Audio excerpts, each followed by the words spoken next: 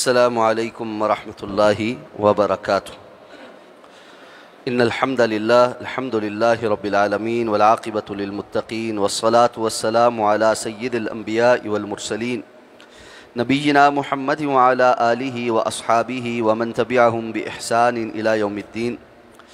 الحمد للہ الذی ہدانا لہذا وما کنا لنہتدی لولا ان ہدانا اللہ۔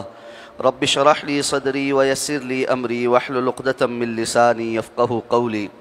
اللہم انفعنا بما علمتنا وعلمنا ما ينفعنا وزدنا علما۔ اللہ تعالیٰ کے فضل و احسان سے سورہ نساء کی آیت نمبر 23 تک ہمارا سبق مکمل ہو چکا ہے۔ آیت نمبر 24 کی انشاءاللہ آج ہم تلاوت کریں گے۔ اعوذ باللہ من الشیطان الرجیم۔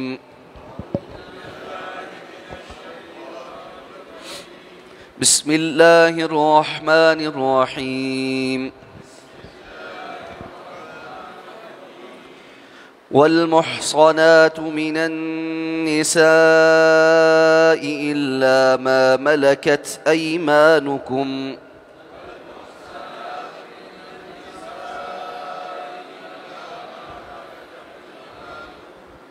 كتاب الله عليكم وأحل لكم ما وراء ذلكم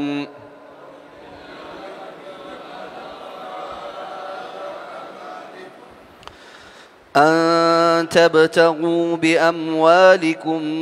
محصنين غير مسافحين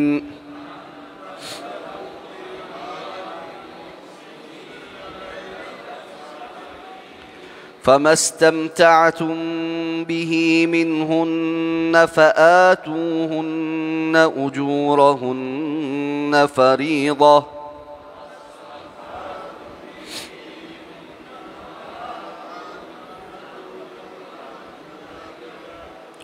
ولا جناح عليكم فيما تراضيتم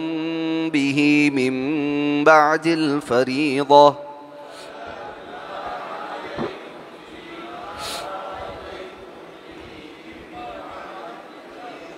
إن الله كان عليما حكيما۔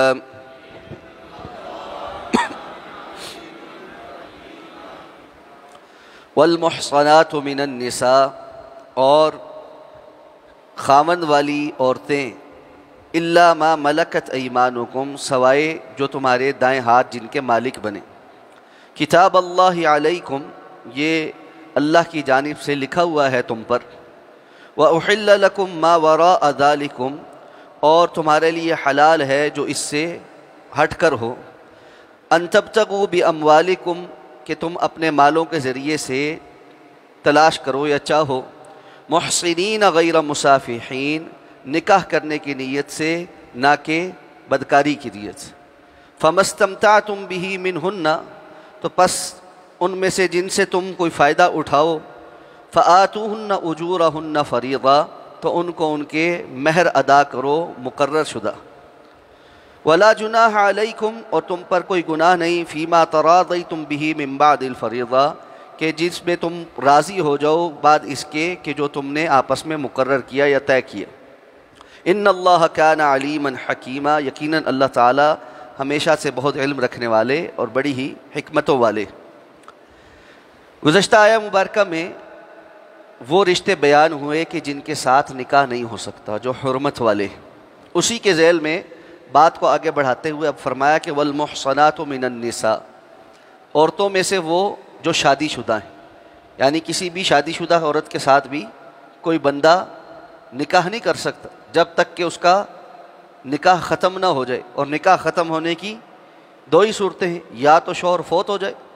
یا اس کو طلاق ہو جائے۔ تو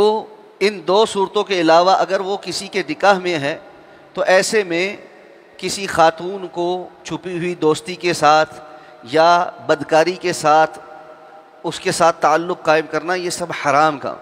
اور شریعت نے ان سب کاموں کی بڑی شناعت بیان کی۔ تو اس لیے فرمایا کہ والمحصنات من النساء،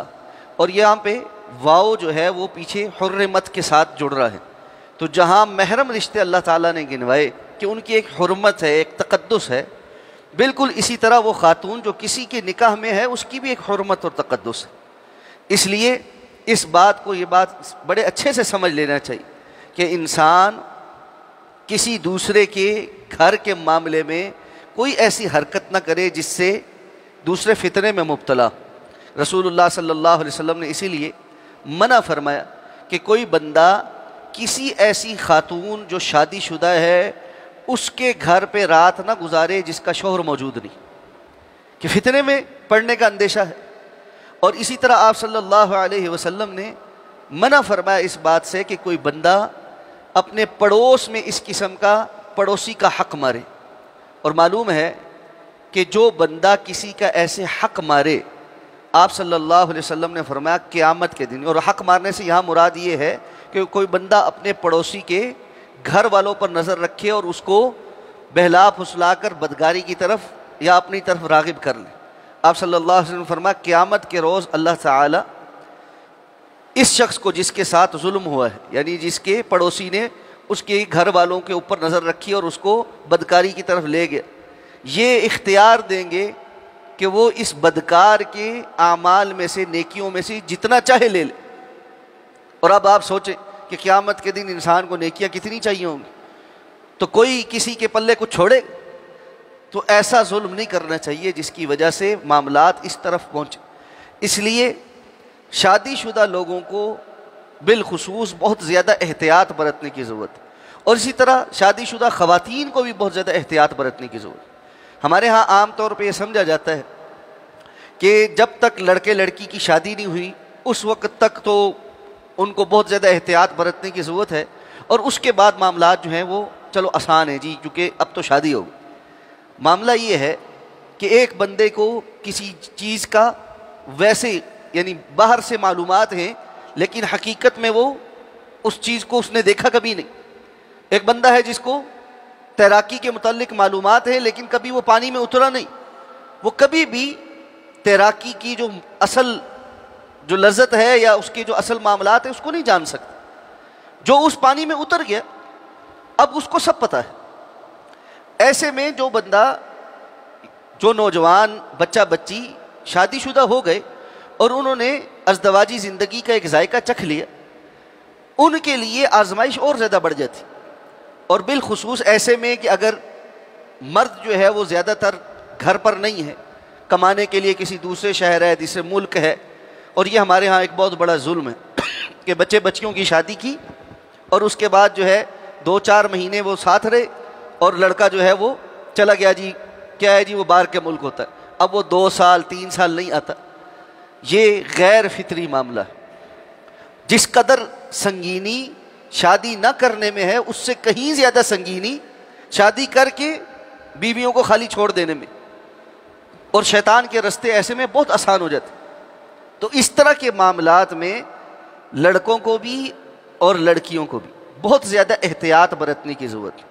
اور فی زمانہ چونکہ ہمارے ہاں اختلاط بہت زیادہ ہے، یونیورسٹیوں کے اندر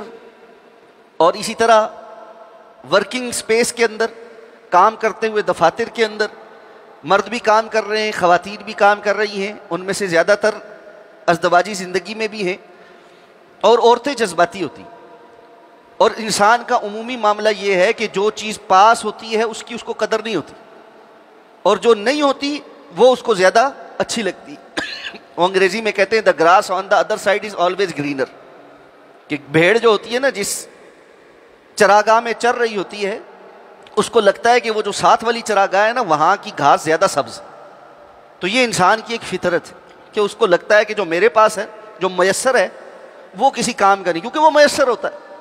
اور جو نہیں میسر ہوتا ہمیشہ انسان اس کی طرف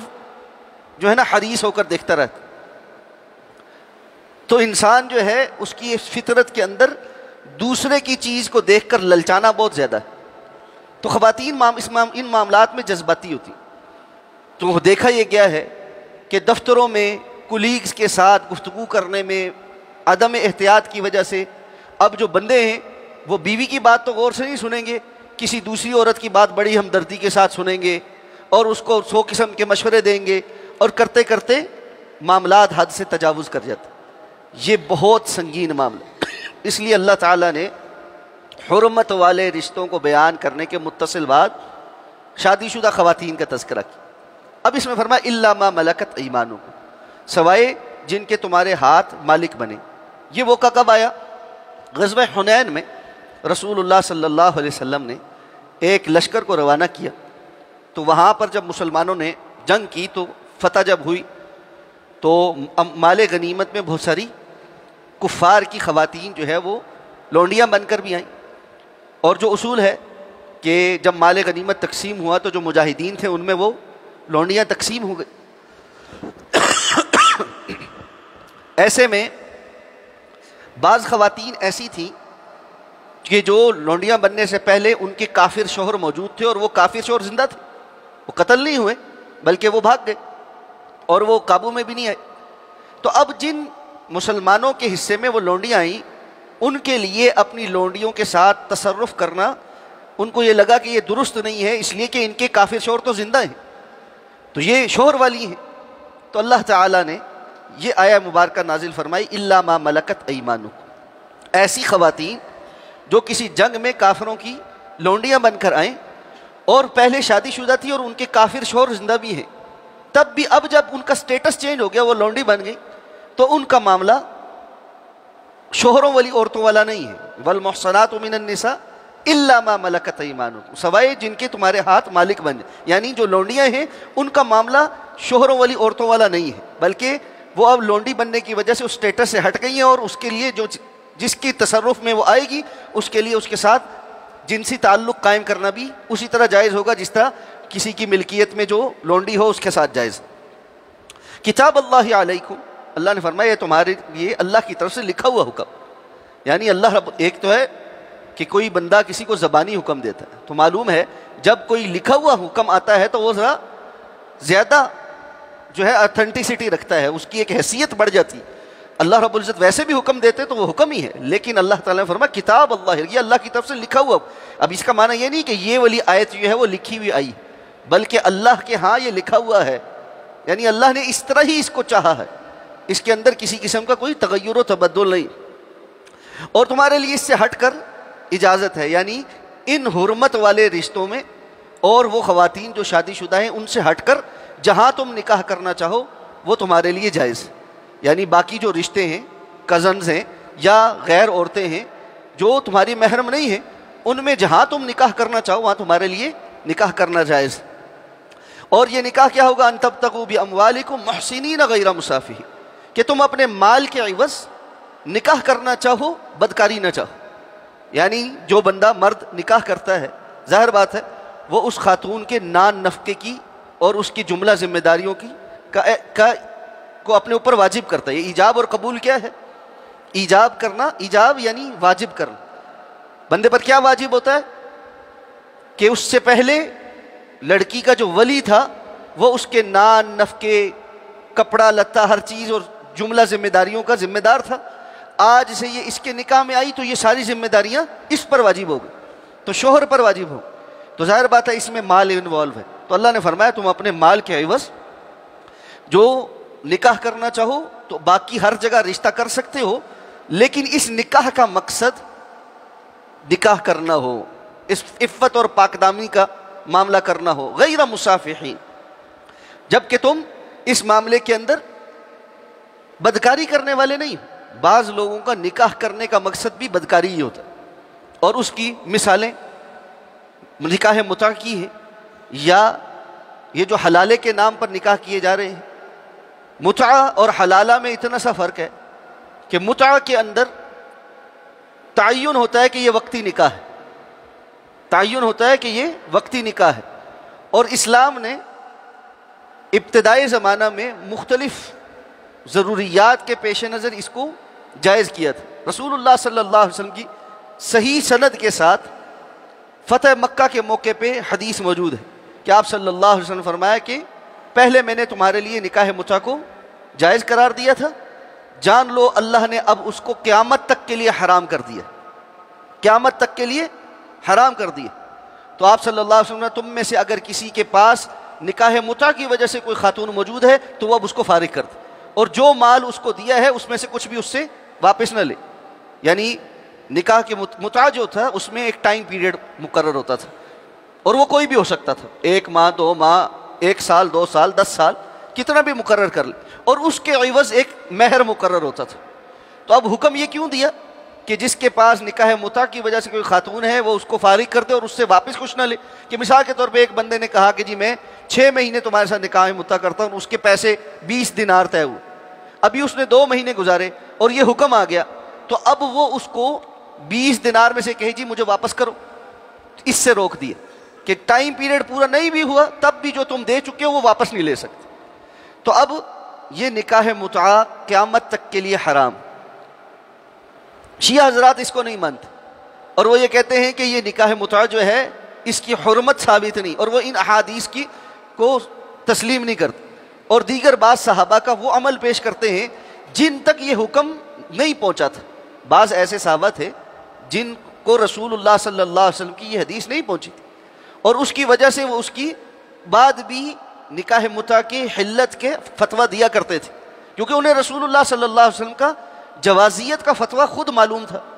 لیکن دیگر صحابہ اور بعد میں امت اور اہل السنہ کا اس پر اجماع ہے کہ جیسے جیسے یہ رسول اللہ صلی اللہ علیہ وسلم کی حدیث صحابہ تک پہنچ گئی تھی تو کوئی بھی اس کی حلت کا اب قائل نہیں ہے، تو وقتی نکاح کا اب کوئی بھی قائل نہیں۔ تو بھائی لوگوں نے اس میں مذاق کیا نکالا حلالہ کے نام پر کہ 3 طلاقیں اکٹھی ہو گئی ہیں جی، اب کیا کرے، گھر بسانا ہے تو حلالہ کرو، اور حلالہ کرنے کے لیے ظاہر بات ہے وقتی نکاح کرنا پڑے گا، تو نکاح کرتے ہوئے بولو نہیں کہ یہ وقتی نکاح ہے، دل میں رکھ لو کہ میں نے جو ہے وہ 1 ہفتے کے بعد 2 ہفتے کے بعد طلاق دے دینی، 1 رات کے بعد طلاق دے دینی ہے، لیکن زبان سے نہیں بولو۔ زبان سے بولو گے تو وقتی نکاح ہو جائے گا، اور نکاح مؤقت فقہ حنفی کے اندر مطلقاً حرام ہے۔ احناف کے ہاں بھی نکاح مؤقت وقتی نکاح وقت کے قید کے ساتھ کیا گیا نکاح حرام نکاحوں میں، وہ کہتے ہیں یہ نکاح جائز ہی نہیں، یہ نکاح ہوتا ہی نہیں۔ لیکن اگر کوئی بندہ وقتی نکاح کرنے کی نیت دل میں چھپا لے، زبان سے اس کو ادا نہ کرے، اور ایجاب اور قبول کے وقت اس کو لکھا نہ جائے، بولا نہ جائے، تو وہ کہتے ہیں ٹھیک ہے۔ اب اس کو کہتے ہیں ہیلا، اور یہ ہیلا جو ہے نا یہ اللہ رب العزت کے ہاں بدترین چیز ہے۔ بنی اسرائیل کے کاموں میں سے بدترین کاموں میں سے ایک کام یہ تھا کہ وہ ہیلے کرتے تھے، اور ہیلا جو ہوتی ہے یہ ایک علیحدہ سے ایک شریعت سازی ہے کہ اللہ کے حکم کو کس طرح بائی پاس کیا جا سکتا ہے۔ اس قسم کے جتنے ہیلے ہیں اللہ اس سے محفوظ فرمائے۔ تو اللہ رب العزت نے فرمایا محسنین غیر مسافحین، تمہارا یہ مقصد نکاح کرنا ہو، زندگی کے اندر پختگی کے ساتھ نکاح کرتے ہوئے طرفین کا اپنی نیتوں کے اندر اخلاص کہ میں نے اس خاتون کو بسانا ہے، عورت کا یہ اخلاص کہ میں نے اس کے ساتھ بسنا ہے، آگے چل کے کسی وجہ سے اختلاف ہو جائے، نہیں آپس کے معاملات چل سکتے، طبیعتیں نہیں میچ کی، تو شریعت نے طلاق کا رستہ رکھا ہے، خلا کا رستہ رکھا ہے، لیکن وہ اس لیے ہے کہ آئندہ آنے والے حالات میں کچھ ایسی معاملات ہو جائیں جس کی وجہ سے 2 انسان آپس میں نہیں چل سکتے، تو ایک علیحدہ بات، لیکن دل میں چھپا لینا کہ لوگوں کو تو نہیں پتہ، اللہ کو تو پتہ ہے، کوئی اللہ سے تو نہیں چھپ سکتا۔ ان اللہ کان علیکم رقیبا، سورہ نساء کی جو ابتدائی آیت تھی، اللہ تمہارے اوپر رقیب ہے، مراقبت ہے اللہ رب العزت کی۔ تو اس لیے اس قسم کے ڈرامے اللہ رب العزت کے ساتھ نہیں چلتے، لوگوں کے ساتھ تو چل جاتے۔ تو فرمایا